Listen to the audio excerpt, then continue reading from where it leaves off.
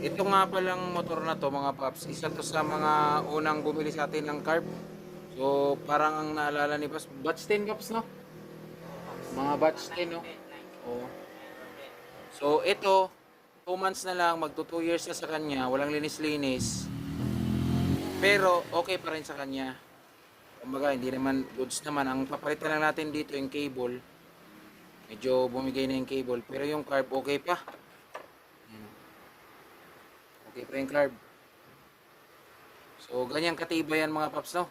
Pang daily use na carb, pamalit sa sirang stock carb. Yan. So nagpapalit rin si Paps ng ano mags. So tayo na lang nagkabit nito sa motor niya. Tapos maintenance na rin, linisan natin ito, so tunuhin natin ulit. Yan. So ganyan katibay yung ano natin, yung carb natin na pang daily use. So biluin mo batch. So pagpalagay natin si Paps batch 10. So per batch natin 10. Nasa mga 100 pieces pa lang yung ano natin noon. Ngayon nasa kung maglalagay tayo ng batch, nasa batch ano na tayo mga Paps. Batch 100 kasi almost 1,000 pieces na yung bumili sa atin ng gantong mga card. Nasa 910, so may mga nag-order pa rin sa atin hanggang ngayon. Yung iba nga pending, di pa natin natatapos, kaya antay-antay lang mga paps at tutunuhin natin yung mga carb nyo at isi-ship na natin yan. So yun naman mga paps, at ito yung katibayan na good for daily use talaga no.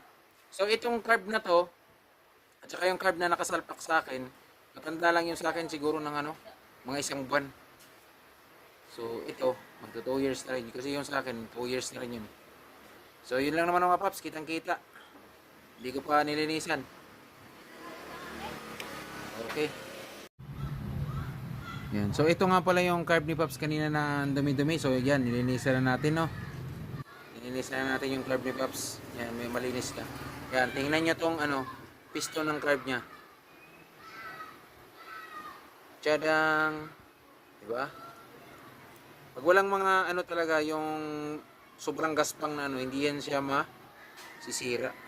So, parang bago pa rin yung ano niya, yung piston niya. Oh. Pinunasan lang natin yan ng basahan.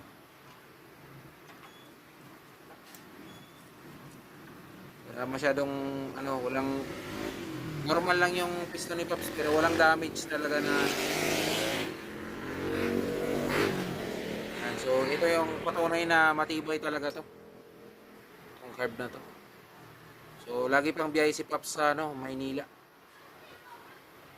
So ano talagang ano sa biyahe yung motor ni Pops. Yan. Tapos inayos ulit natin yung ano niya, yung ito yung intake, yung manifold. Yung madilim kasi plus light yung nasa ano natin yan. Yan yung kagas na yan. So kinalas na natin yan, tapos nilagyan na ulit natin ng gasket maker. Yan. So wala na yung leak, wala nang singaw. So goods na yan.